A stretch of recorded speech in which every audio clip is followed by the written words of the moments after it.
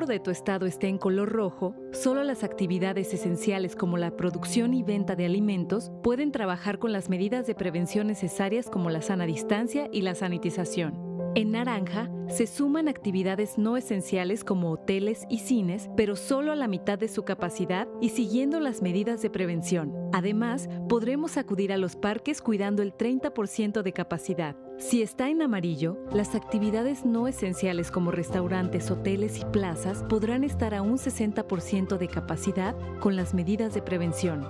Finalmente, cuando esté en verde se podrá regresar a las clases presenciales, así como a los bares y gimnasios, cuidando las nuevas medidas sanitarias para evitar contagios. Para mayor información visita coronavirus.gov.mx. Juntos saldremos adelante. Gobierno de México.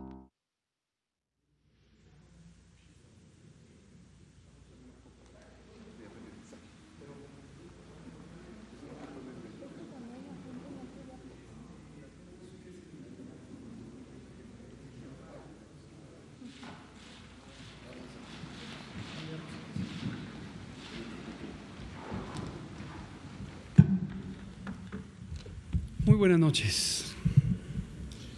Son las 19 horas del lunes 27 de julio de 2020 y hoy vamos a iniciar la conferencia de prensa diaria sobre COVID-19, la pandemia causada por el nuevo coronavirus SARS-CoV-2, aquí en el Palacio Nacional de México, en la Ciudad de México. Hoy vamos a tener dos elementos en la presentación. Una es el informe técnico diario, que lo presentará el doctor José Luis Salomía, y el otro, que es un tema que teníamos pendiente de traer y nos da mucho gusto al fin lograr programarlo, es el tema de juventud y COVID. ¿Cuáles son las situaciones que muy posiblemente pueden ser de cuidado durante la pandemia de COVID? Entendiendo que las personas jóvenes no son, desde el punto de vista de la enfermedad, quienes tienen los mayores riesgos directos, como sí lo tienen las personas adultas mayores. Pero en las juventudes existen otros riesgos, no solamente de salud en sentido directo, sino también de las alteraciones de la vida diaria que tienen las personas jóvenes durante la epidemia de COVID. Y ayer precisamente me preguntaban sobre el tema de la salud mental, la salud emocional, que puede afectarnos a todas y todos, independientemente de la edad, pero justamente en la juventud existe un riesgo posiblemente más importante de tener algunas de estas situaciones adversas desde el punto de vista emocional. Y por esa razón, desde hace varias semanas, un par de meses, habíamos tenido un acercamiento muy directo con el Instituto Mexicano de la Juventud, que ha sido muy bien organizado y presidido aquí por Guillermo Santiago, quien nos acompaña. Muchas gracias, Guillermo, bienvenido. Y también nuestro equipo de salud mental, del que hablaba yo ayer, y hoy nos acompaña la doctora Diana Tejadilla, que es una de las personas que mencioné ayer y que trabaja de manera directa con Guillermo Santiago y el grupo de juventudes. Entonces hoy nos van a hablar de ese tema, qué se está haciendo, qué se puede hacer, qué hay que esperar que ocurra después de la epidemia y cómo enfrentarlo. Bienvenido, Guillermo, bienvenida, Diana. Gracias, y entonces, doctor, en cuanto acabe el informe técnico, ellas, Diana y Guillermo, presentarán y pasaremos a las preguntas y respuestas. Doctora Salomía, si es tan amable. Con mucho gusto, señor secretario. Muy buenas tardes con todas y con todos. Bienvenidos a la conferencia vespertina número 150 en este día también número 57 de la nueva normalidad. Vamos a pasar directamente al escenario nacional. Pueden ver ustedes aquí cómo están distribuidas para cada una de las semanas epidemiológicas y ya un poco más de 924,000 personas que ingresaron a protocolo de estudio por ser clasificadas como casos sospechosos. En las barras de color café claro inferiores identifican ustedes aquellas que ya fueron confirmadas a la enfermedad y entre todas suman 395,489. Pero también ven graficadas en el color lila oscuro a las personas que dieron negativo a esta prueba, que son 442,884. Y podemos ver en el tamaño, en la altura total de la suma de las 3 barras lo que veníamos ya observando para las 2 últimas semanas, que es este decremento, todavía ligero, pero finalmente un decremento que vemos en la totalidad de casos sospechosos que en un momento determinado han demandado servicios. Y por eso es importante también poder observar a las personas que han salido negativas, porque a lo mejor allá en casa pudieran estarse preguntando, bueno, ¿y por qué se grafican a las personas que salieron negativas y finalmente solo los confirmados son los que están teniendo COVID? Sí, pero recordemos que en México no se necesita de una prueba confirmatoria o salir positivo a un resultado para poder acceder a la atención médica. La atención médica se da a todas aquellas personas que presentan signos y síntomas sospechosos de COVID. Por lo tanto, todas esas personas que están en color lila también recibieron atención médica en una unidad de primer nivel o, más importante aún, también estuvieron hospitalizadas, a pesar de que fueron negativas a la prueba, porque esa es la manera como en México se atiende a la enfermedad. Veamos la siguiente diapositiva. Vamos a ver ahora los casos estimados, recordando que los estimados son todos los casos confirmados, a los cuales le sumamos aquellos que tienen aún pendiente un resultado de laboratorio de acuerdo al porcentaje de positividad de cada una de las semanas epidemiológicas. Algo que ya hacía notar ayer por la noche el señor subsecretario era precisamente que ahora tenemos ya 2 semanas de una disminución. Es un decremento todavía pequeño, recordando que estamos en esta gráfica viendo la sumatoria de lo que está sucediendo en las 32 entidades federativas. Por lo tanto, significa que hay entidades federativas que tienen decrementos más importantes, de mayor intensidad en las últimas semanas, pero hay otras que todavía están en su fase de crecimiento, como lo vamos a ver precisamente en el escenario local. La disminución de las últimas 2 semanas, es decir, de la 28 a la 29, el día de ayer empezamos ya a presentar la semana 29, actualmente estamos corriendo la semana 31, es de un menos 7% y vamos a ver ese menos 7% cómo se va comportando durante el transcurso de esta semana. Las personas que se han recuperado también continúa en incremento su curva de estimados, hay un incremento de más 14% en estas 2 últimas semanas y algo que es importante porque también hay un descenso de prácticamente las últimas 3 semanas, son las defunciones, en donde el último valor comparativo entre semana 28 y 29 en este momento se encuentra en menos 53%. Veamos también este indicador que hemos estado presentando en las últimas semanas, que tiene que ver con cuál es la proporción de los casos activos, es decir, aquellas personas que han iniciado con signos y síntomas son en su momento casos confirmados más los que están aún pendientes de resultado, por eso hablamos de que también son estimados este número, de la epidemia activa en México, que para el día de hoy es el 11%, es decir, estas 47.655 personas, recordando que todas las personas que están detrás de ellas, es decir, de la semana 27 hacia atrás, pues son personas que en este momento ya no están enfermas, pertenecen al histórico, pertenecen a los casos acumulados que se han presentado desde el inicio de la epidemia. Veamos la ocupación hospitalaria, son las siguientes 2 diapositivas. Vamos a ver primero, recuerden todos los lunes habíamos quedado a actualizar, precisamente hoy es lunes, íbamos a actualizar este porcentaje de cambio diario, tanto en los casos estimados como en las defunciones estimadas. Vean ustedes que en la última semana continuamos con este cambio diario prácticamente similar, 1.3%, y la tendencia exponencial expresada desde el inicio continúa siendo una tendencia descendente, lo que habla precisamente de esta disminución en la velocidad de la epidemia. Si vemos la siguiente diapositiva, veremos también las defunciones también estimadas, es decir, están sumadas también aquellas defunciones que tienen pendiente aún un resultado de laboratorio por su porcentaje de positividad, y aquí también tenemos un dato similar al de la semana pasada, 1.1%, en donde retirando los últimos 7 días por este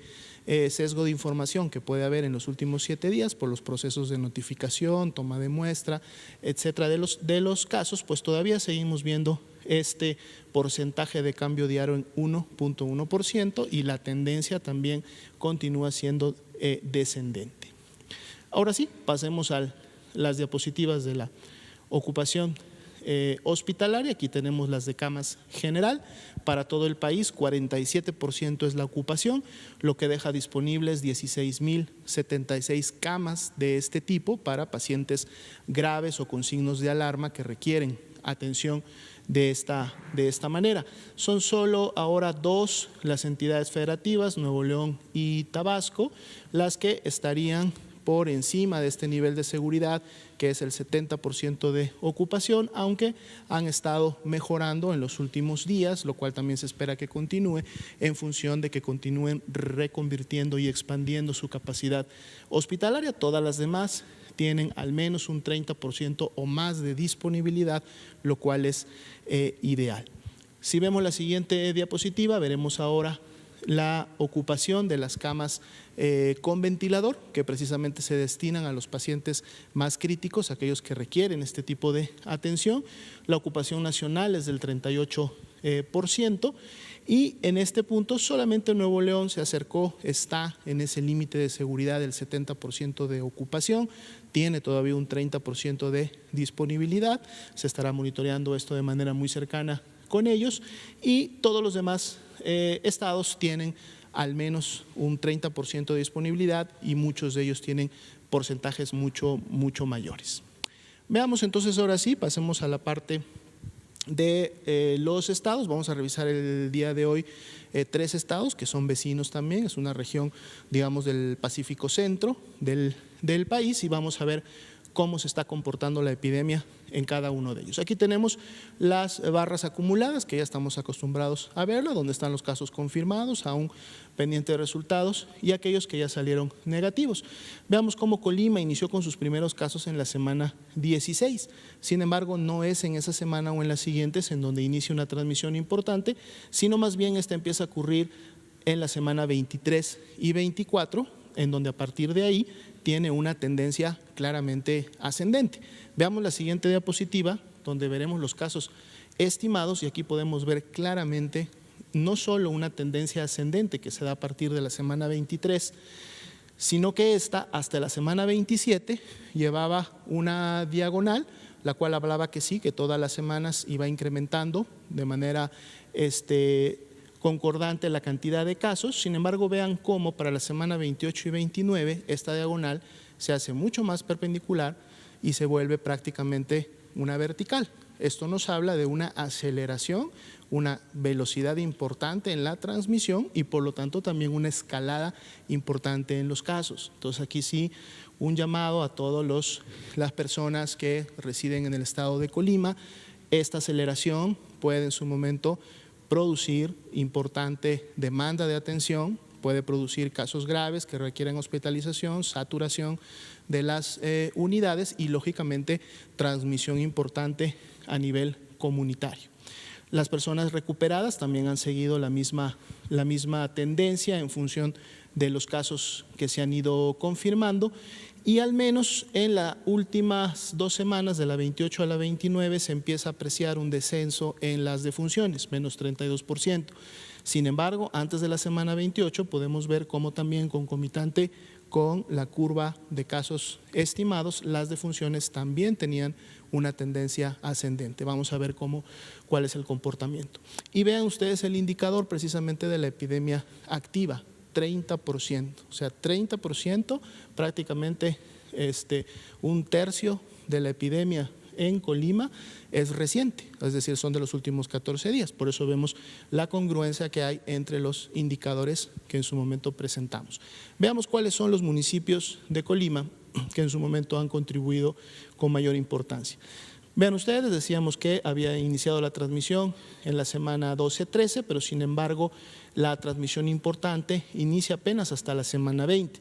Aquí claramente es Manzanillo la que se diferencia de sus demás municipios, ya que empieza con una transmisión importante de manera más temprana, mientras las otras tenían una transmisión más hacia el horizontal, una transmisión más lenta, que igual empieza a acelerarse a partir de la semana 25 y 26, es decir, Armería, es decir, Cuauhtémoc, Villa de Álvarez y la misma Colima. Sin embargo, vean ustedes cómo Manzanillo, que es el naranja claro, llega a un primer pico en la semana 25 y luego empieza a tener una estabilidad hasta la última semana.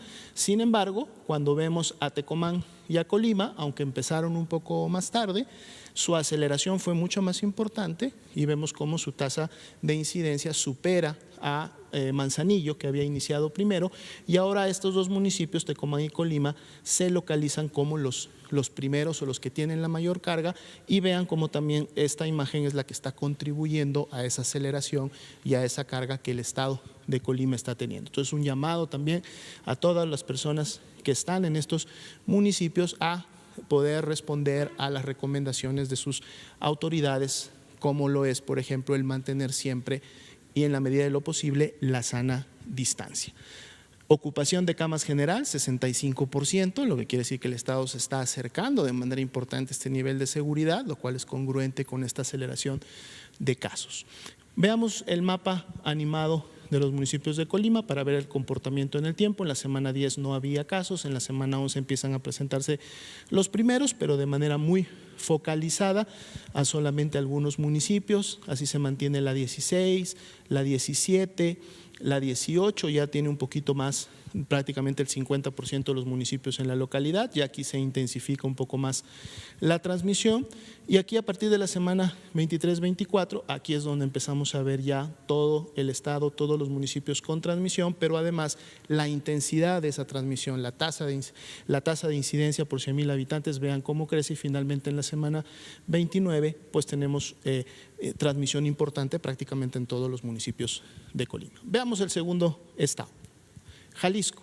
Jalisco inició con sus primeros casos entre la semana 15 y 16. Vemos también una transmisión, una curva que va hasta la semana 20-21, todavía con cierta velocidad media, digamos, o baja, pero ya a partir de la semana 22 y para la 23 vemos cómo esto se incrementa.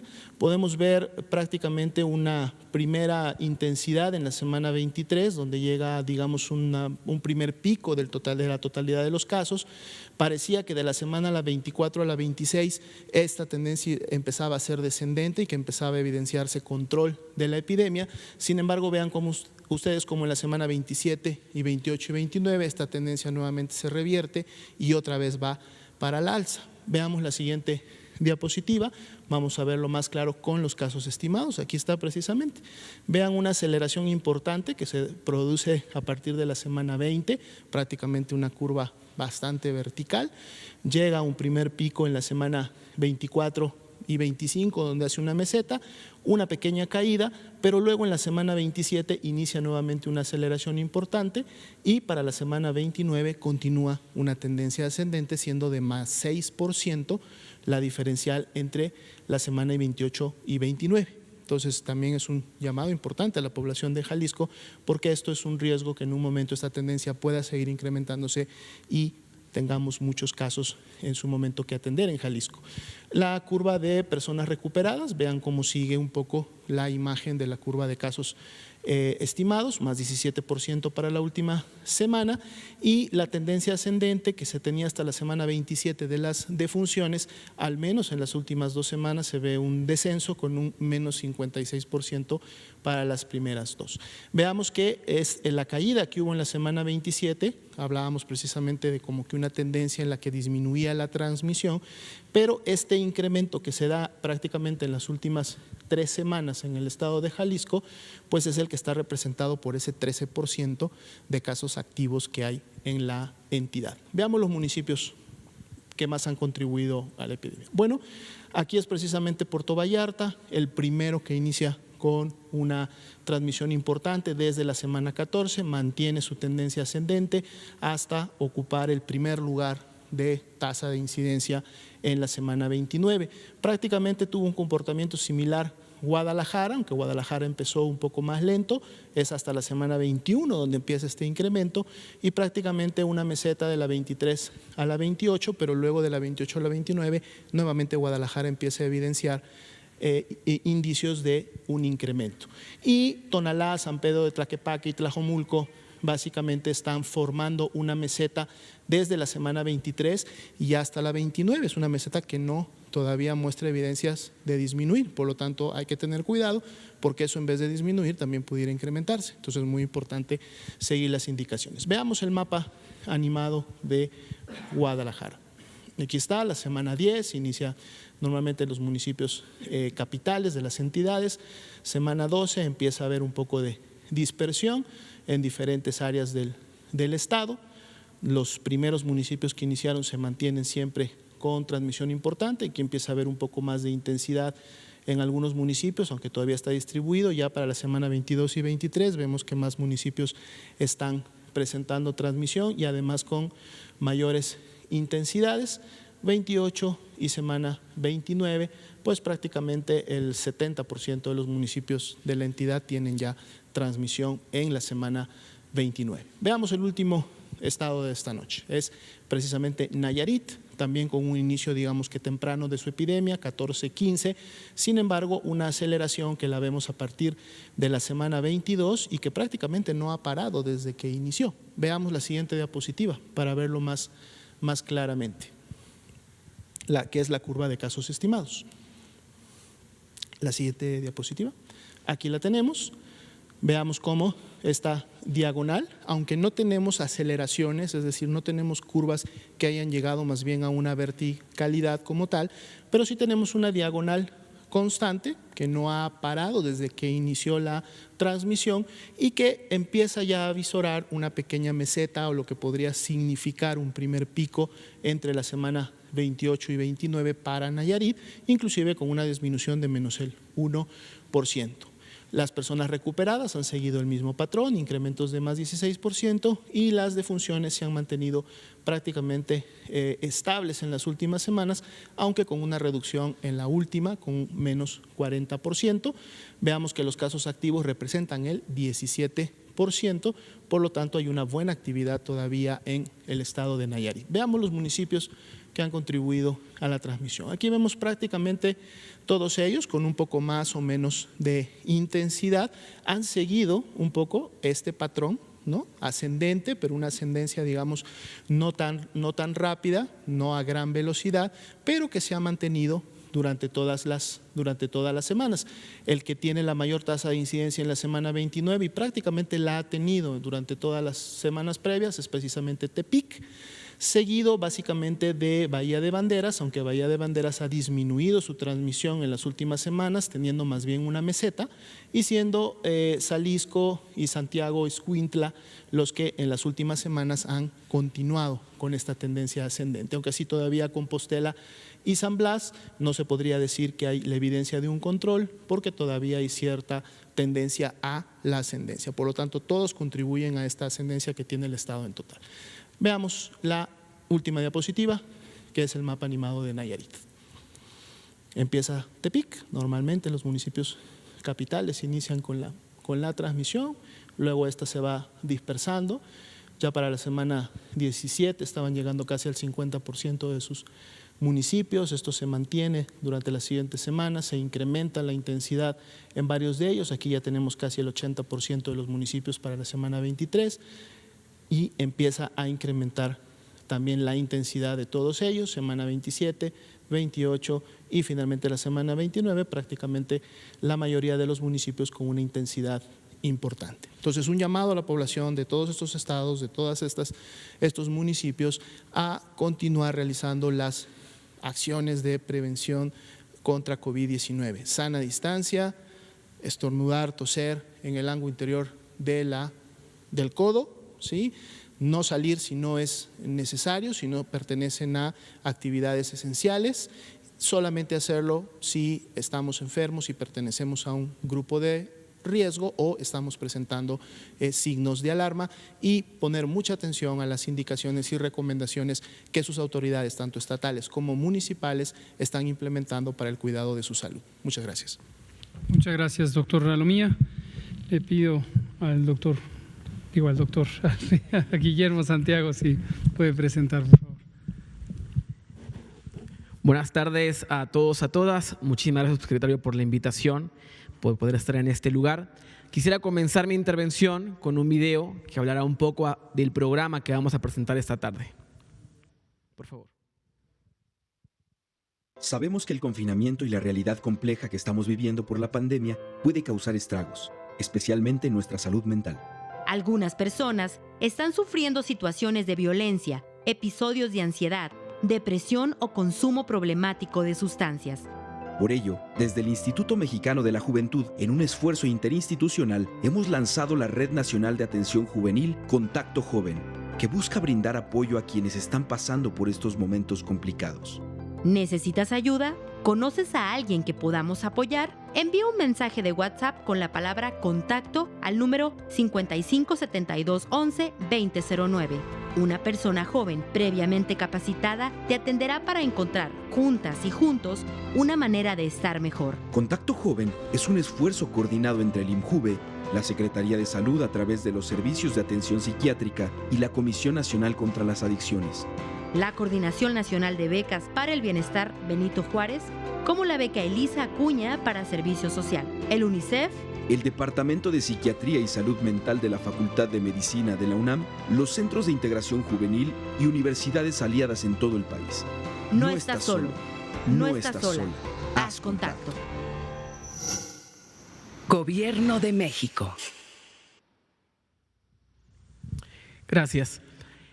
Esta tarde queremos presentar este programa porque desde luego entendemos que debido a esta contingencia, uno de los principales temas que se han intensificado es el de la atención a la salud mental, principalmente en las juventudes de México, comprendiendo las diversidades de contextos, de entornos en los que se desarrollan las personas jóvenes en México. ¿Qué es Contacto Joven?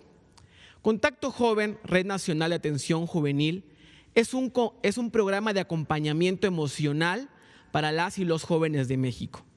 Es una iniciativa interinstitucional que busca contribuir a mejorar la calidad de vida de las personas adolescentes, jóvenes y sus comunidades durante y post la contingencia derivada del COVID-19, a través de acciones de atención a la salud mental, derivación de situaciones de violencia, apoyo intergeneracional y acciones educativas. Esta red, siguiente por favor. Esta red está conformada por 300 jóvenes de entre 20 y 29 años, de los cuales 173 están ejerciendo su servicio social universitario y 127 están apoyando de manera voluntaria. Cabe destacar que 231 jóvenes son mujeres y radican en 26 estados de la República. También quiero compartirles que existirán 20 personas profesionales de salud que estarán dando supervisión y acompañamiento a estos jóvenes durante todo el programa. Siguiente, por favor. Este programa, quiero decirles que fue un esfuerzo conjunto de varias instituciones y dependencias y celebro enormemente que se haya logrado, ya que fueron muchas horas de trabajo y sacrificio, pero se pudo demostrar que en coordinación y trabajo se pueden sacar las cosas adelante. Desde luego está el Instituto Mexicano de la Juventud, nos acompaña los servicios de atención psiquiátrica de la Secretaría de Salud, quienes han hecho un trabajo extraordinario en todo el proceso. El Consejo Nacional contra las Adicciones, que también han estado muy de cerca en cada paso que hemos dado. También se encuentra la Coordinación Nacional de Becas para el Bienestar Benito Juárez, a través de las becas Elisa Acuña para Servicio Social. Sin su apoyo no hubiera sido posible llevar a cabo este gran programa, así como también está el Fondo de las Naciones Unidas para la Infancia, o mejor conocido como UNICEF, quien ha sido un aliado estratégico para las juventudes de México. Por supuesto está el Departamento de Psiquiatría y Salud Mental de la Facultad de Medicina de la UNAM, quienes han estado de manera permanente en todo el proceso del programa, así como también un aliado muy importante que son los Centros de Integración Juvenil, quienes han estado muy de cerca con nosotros. Estas son las instituciones con las que estamos trabajando de manera coordinada para poder sacar adelante este programa. Y ahora, la siguiente, por favor. Compartirles un poco de cómo funciona esta Red Nacional de Atención Juvenil. La primera etapa fue sacar una convocatoria abierta justamente para convocar a voluntarios y voluntarias y jóvenes que deseen ejercer su servicio social con nosotros. Aquí una parte fundamental es que la mayoría de los jóvenes que están haciendo su servicio social con nosotros están recibiendo la beca Elisa Acuña, que son 12,000 pesos al final del proceso del servicio social que ellos realicen. Esto con la finalidad de poder impulsar y poder tener a más jóvenes con el tiempo disponible para llevar a cabo estas atenciones. El segundo proceso fue la selección de los jóvenes a nivel nacional. El tercer proceso es el proceso de capacitación, en los cuales cabe destacar que la UNAM y la Secretaría de Salud tuvieron un papel sumamente importante. Y el segundo momento, que es en el que nos encontramos ya ahora, es bueno cómo las personas jóvenes o adolescentes que necesiten este acompañamiento emocional van a poder vincularse. Compartirles que UNICEF ha brindado su plataforma UReport para justamente ser este medio de vinculación entre las y los voluntarios y las y los jóvenes. Así compartirles que será un acompañamiento individual de 1 a 1, de persona a persona, todo desde luego en primera instancia de manera virtual, y una vez terminando el tema del aislamiento, buscar que se realicen acciones que generen cohesión comunitaria. Si algo nos ha quedado muy claro en esta crisis que estamos viviendo a nivel global, es que solo de manera colectiva y comunitaria es como lograremos superar este reto. Ahora le pediría, por favor, a la doctora Diana que pudiera continuar.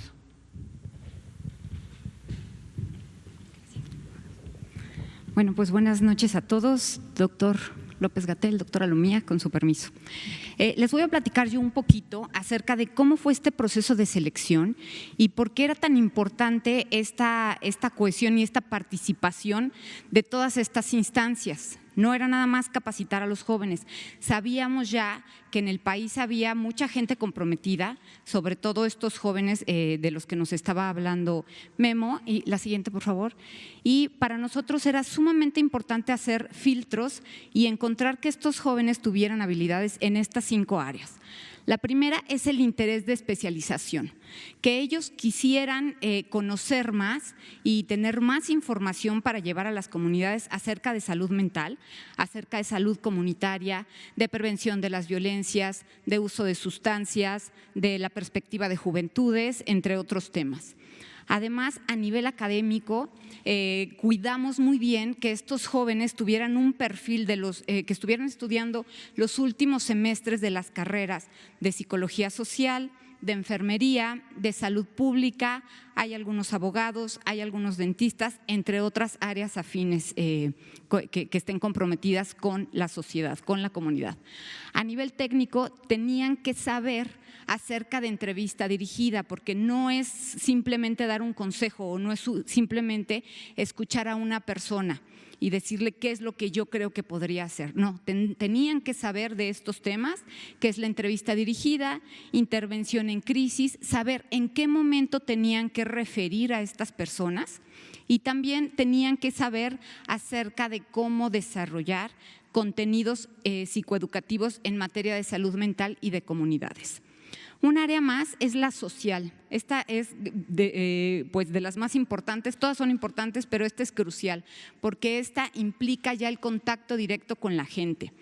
Tienen que tener un compromiso con el trabajo comunitario.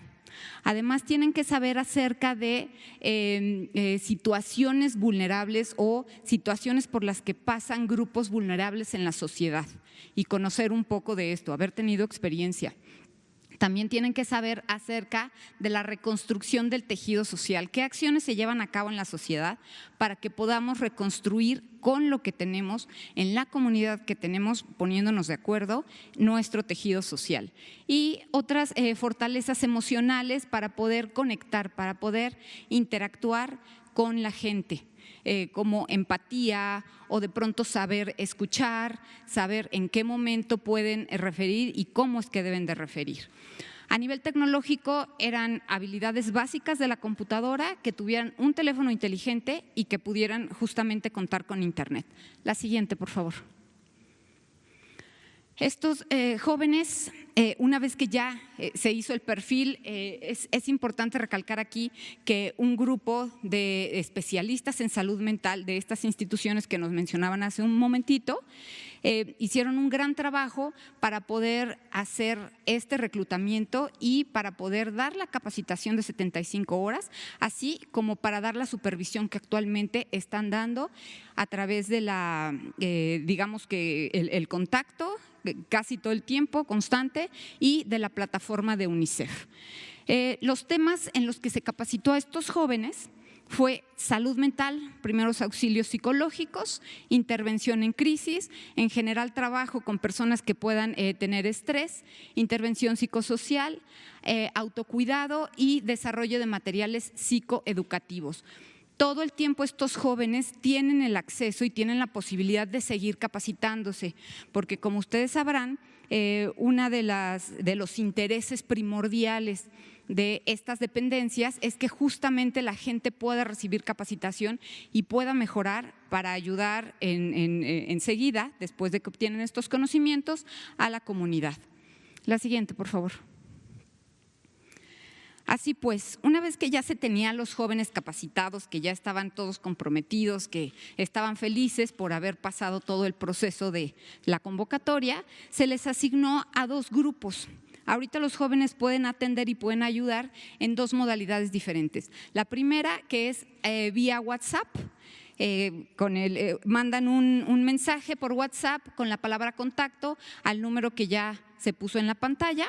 Y el segundo es el grupo de jóvenes que están desarrollando materiales psicoeducativos para poder fortalecer estas intervenciones que se dan. La siguiente, por favor. Así pues, este programa no es solamente un programa X que va a terminar. Dado que hemos encontrado un gran compromiso por la juventud en este país para mejorar en todos los aspectos posibles, a lo mejor muchas veces no saben cómo hacerlo. Este proyecto es solamente una fase de implementación de algo que seguramente va a continuar, porque es una necesidad que existe en nuestro país y que finalmente los jóvenes están tomando.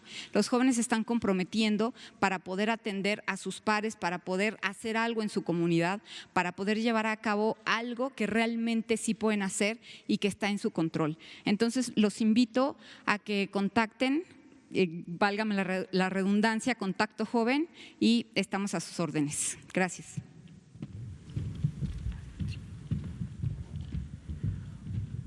Sí, pueden regresar a la diapositiva, por favor. Justo para terminar, agradecerle mucho a la doctora Diana por todo el apoyo que ha brindado y coincidir justo en lo que menciona. La intención es que este programa se quede de manera permanente, no solamente por la contingencia que estamos viviendo, sino de aquí para adelante, porque hemos observado que el tema de salud mental es muy, muy importante, sobre todo en las personas jóvenes.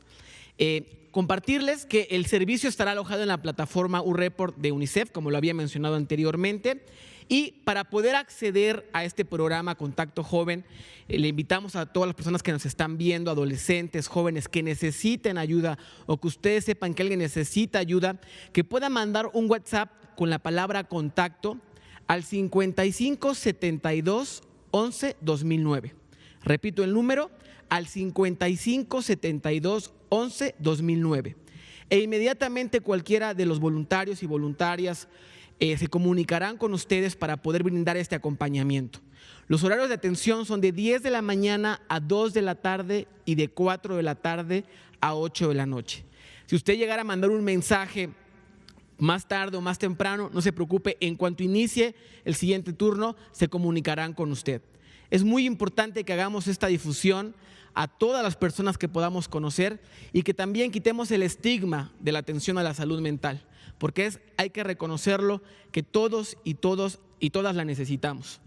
Por favor, la siguiente diapositiva. Esto es importante decirles cuáles son las proyecciones de atención a diciembre del 2020. Primero son 300 personas jóvenes capacitadas justamente en ese tema, como bien lo mencionaba la doctora. Su capacitación será permanente para que puedan seguir atendiendo a más personas jóvenes y adolescentes. La atención prioritaria a adolescencias y juventudes. Algo muy importante, estamos estimando atender alrededor de 10,000 personas jóvenes y adolescentes hasta diciembre del 2020. También compartirles que habrán 45,000 horas de atención o seguimiento a través de la plataforma, así como también 100 materiales psicoeducativos producidos, y proponemos alcanzar a más de 20,000 personas a través de las plataformas de las redes sociales. Decirles a todas las juventudes del país que no están solos, que no están solas, hay que hacer contacto. Muchas gracias. Muchas gracias.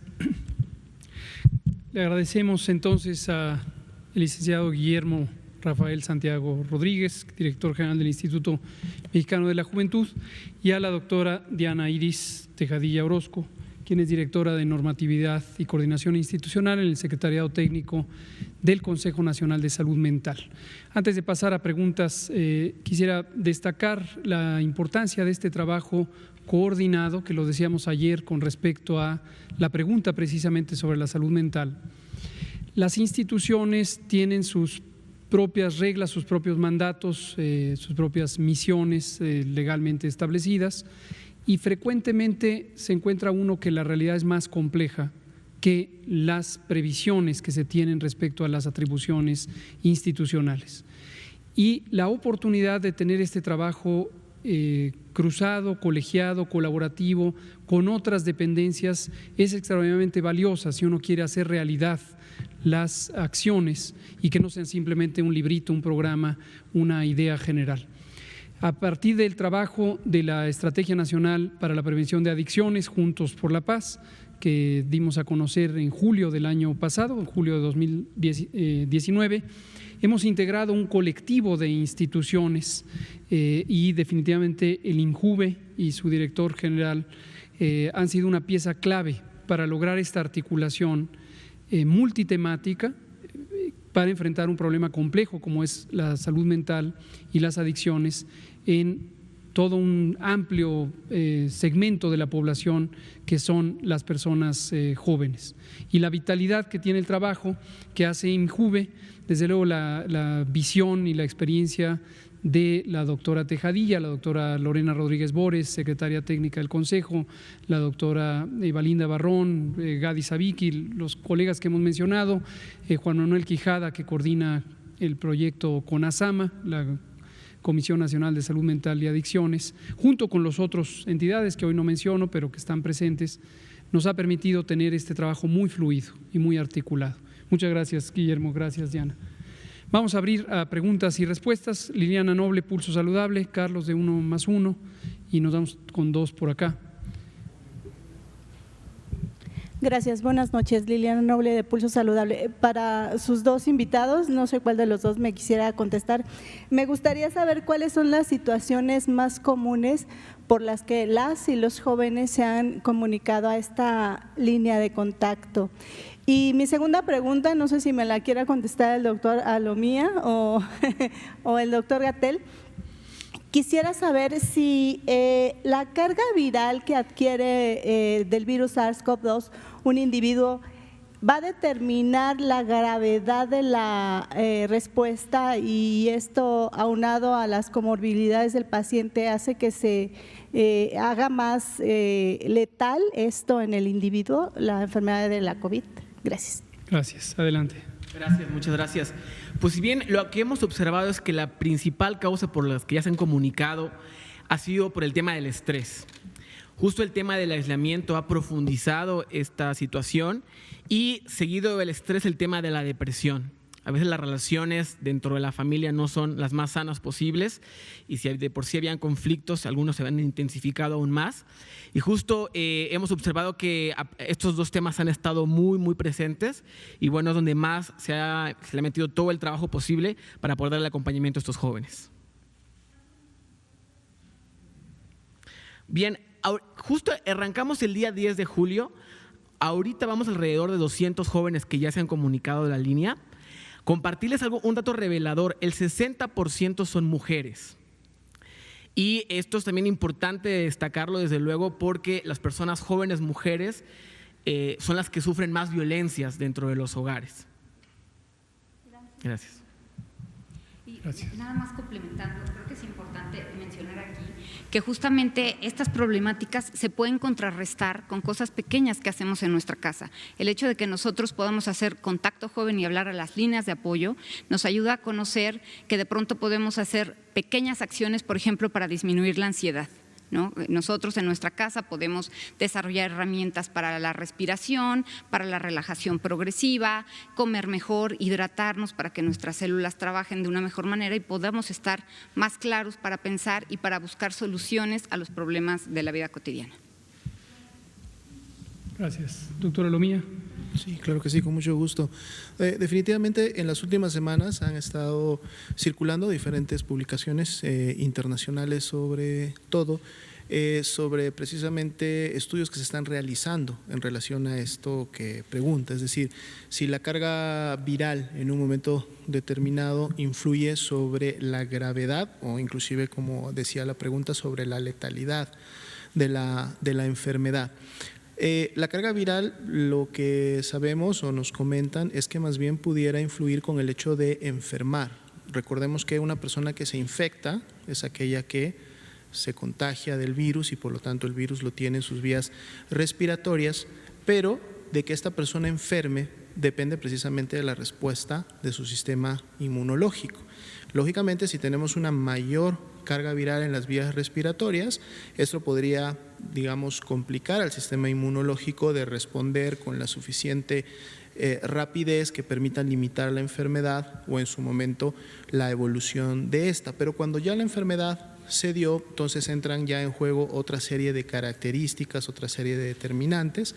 Hemos mencionado en muchas ocasiones precisamente los grupos vulnerables o personas de riesgo, que independientemente de la carga viral, realmente es la baja respuesta de su sistema inmunológico la que realmente ocasiona que la gravedad de la enfermedad sea mayor y que lógicamente esta gravedad pueda llevar en su momento a un fallecimiento, ¿no? Igual puede haber una carga viral importante, pero si la persona tiene un sistema inmunológico competente y no tiene factores de riesgo, muy probablemente va a responder y va a impedir que la persona enferme, o si lo hace, que lo haga solamente con signos y síntomas muy leves. Pero vamos a estar atentos para ver la evolución de las diferentes investigaciones y posicionamientos para esto si finalmente tuviera realmente algún peso. No pareciera en este momento, no para la gravedad, no para la letalidad, en donde más bien juegan muchos otros factores diferentes. Gracias, doctora Lamía. Sobre esto mismo, al inicio de la epidemia también se había planteado otra hipótesis que tenía que ver con la vía de transmisión por la vía aérea. Tienen los componentes que hemos comentado, están las gotas, las gotículas y los aerosoles, y en algún momento se ha planteado, no se ha descartado, pero tampoco se ha podido comprobar que la inoculación a través de aerosoles, por ser partículas microscópicas mucho más pequeñas, podría llegar a segmentos más bajos del tracto respiratorio, los bronquios, los bronquios secundarios, y que eso podría dar lugar a una mayor probabilidad de tener la forma pulmonar, que es la forma grave, a diferencia de quien pudiera haberse infectado a partir de gotas de mayor tamaño que no viajan hasta los segmentos más pequeños del árbol respiratorio y que podrían tener con mayor frecuencia la forma leve con los síntomas propios de la inflamación del tracto superior del aparato respiratorio. Pero esto no se ha demostrado. Ahora, esto que comenta el doctor Alomía, y me parece que es una pregunta importante, efectivamente en fechas recientes han aparecido un par de artículos, uno muy bueno de unos autores españoles, publicado en la Revista Internacional de Enfermedades Infecciosas, y el gran reto es el poder tener un modelo de investigación apropiado. Obviamente, por razones éticas fuera de toda discusión, no se pueden hacer estudios experimentales con este tipo de situaciones. Entonces, lograr reconocer cuál fue la probable carga viral efectiva, no que tenían quienes rodeaban a la persona, sino la que finalmente le llegó a la persona, es extraordinariamente complejo. Entonces, aunque se ha planteado esto, todavía no existe una demostración clara. Definitivamente, con mucha velocidad, ¿no? Sí, definitivamente en términos generales es consistente con la teoría de la transmisión de las enfermedades respiratorias.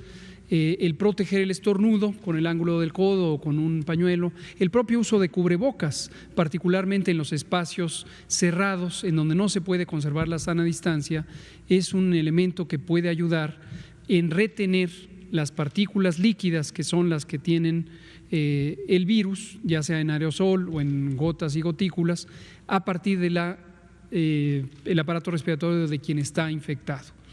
Y por eso son medidas útiles que deben complementarse. Hoy decía en la conferencia de prensa, hoy o ayer, el director general de la OMS, el doctor Tedros Ghebreyesus, la importancia de no dejar sola cada medida. Lo que él habla es de este paquete de medidas de una prevención combinada, como se utiliza en otras enfermedades infecciosas. Hay que tener todos los elementos de la prevención combinada. Entonces, la sana distancia, lavarse las manos, proteger el estornudo, el cubrebocas, quedarse en casa, todo junto puede hacer una mayor capacidad de prevención. Muchas gracias. Carlos, de 1+1, por favor, Carlos Hernández, si nos pasamos. Gracias. Buenas noches, doctor Gatell, buenas noches, doctora Lomía, y buenas noches, invitados. Mi pregunta es en torno a lo siguiente. Hace una semana, en el cual se revisó la Ciudad de México, se hablaba respecto a que estaban bajando los contagios. Sin embargo, durante el transcurso de la semana, la jefa de gobierno, la doctora Claudia Sheinbaum, habla con preocupación al respecto de que los contagios continúan en la Ciudad de México, está preocupada por esta situación. Se han tomado medidas en el sentido de incluso especificar 34, 36 colonias en color rojo, ¿sí?, poniendo las medidas adecuadas para poder aislarlas, para poder tomar medidas muy radicales ante esta situación. La pregunta va en torno a lo siguiente: ¿se corre el riesgo de que la Ciudad de México pueda estar nuevamente en semáforo rojo? ¿Qué hay al respecto del aumento de los contagios? ¿Cómo se puede atender esta situación? Es eso. Con mucho gusto. También ayer hablábamos del caso particular de la Ciudad de México. Estamos junto con la doctora Sheinbaum. Definitivamente, si ella está preocupada, nosotros también estamos preocupados. Trabajamos esto juntos y no solo con el gobierno de la Ciudad de México, también con los otros 31 gobiernos estatales. Hoy tuvimos una muy productiva videoconferencia nuevamente con el gobernador Carreras, quien es el presidente de CONAGUA, el gobernador de San Luis Potosí, y el gobernador Mauricio Vila, quien es presidente de la Comisión de Salud de la Conferencia Nacional de Gobernadores. Y continuamos abordando este tipo de cosas. En todo momento, todas y todos tenemos que tener claro que no existe certezas porque es un fenómeno nuevo.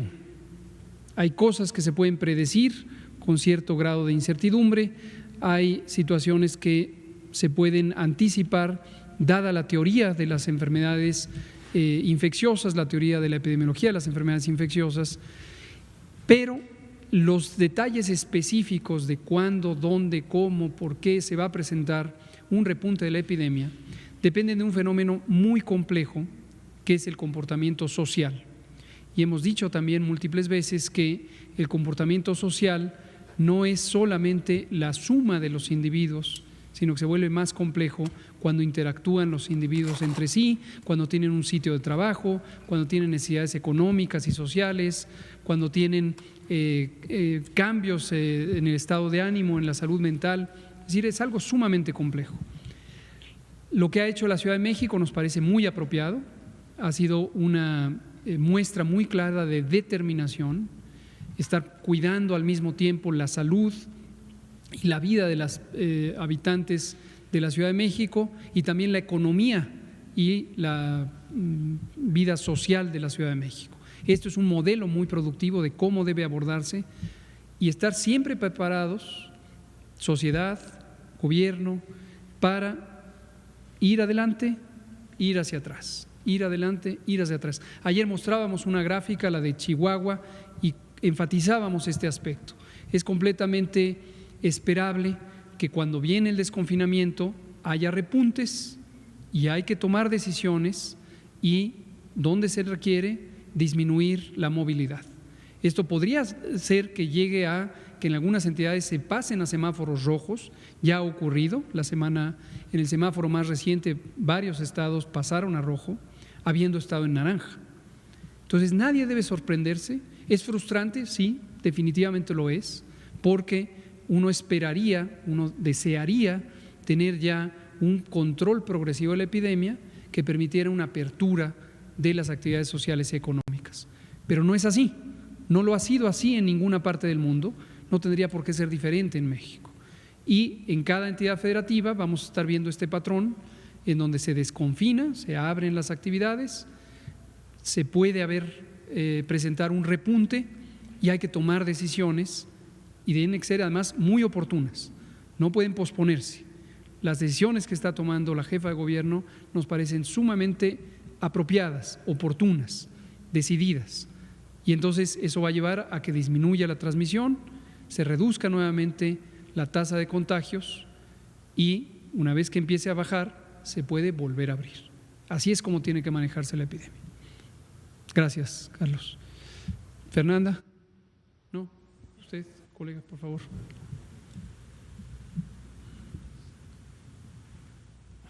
Muy buenas noches, Omar Quiroga de Reporte Crítico.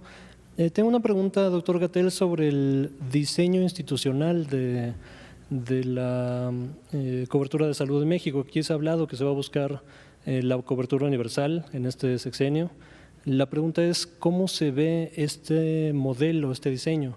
Si México adoptará el modelo de un único asegurador, ¿no? Single Payer, ¿no? System. Esta es una discusión profunda, por ejemplo, en Estados Unidos, ¿no? En México tenemos el sistema de salud atado al empleo con servicios complementarios, ¿no? Para personas de escasos recursos, trabajadores del Estado, ¿no? Y varios otros.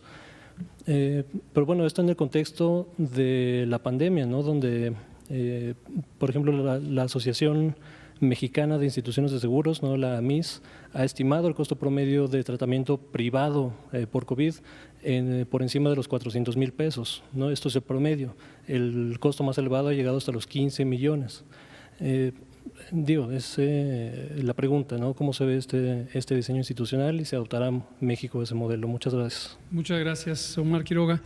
Es una pregunta que me parece muy importante, desde luego da para mucho y tenemos ya muy poquitos minutos, pero ubicándola específicamente en el tema de COVID. Bueno, en términos generales y para recordatorio de todo México, nuestro Sistema Nacional de Salud es mayormente público, mayormente la mayor cantidad de profesionales de la salud y de unidades de atención médica están en el sector público.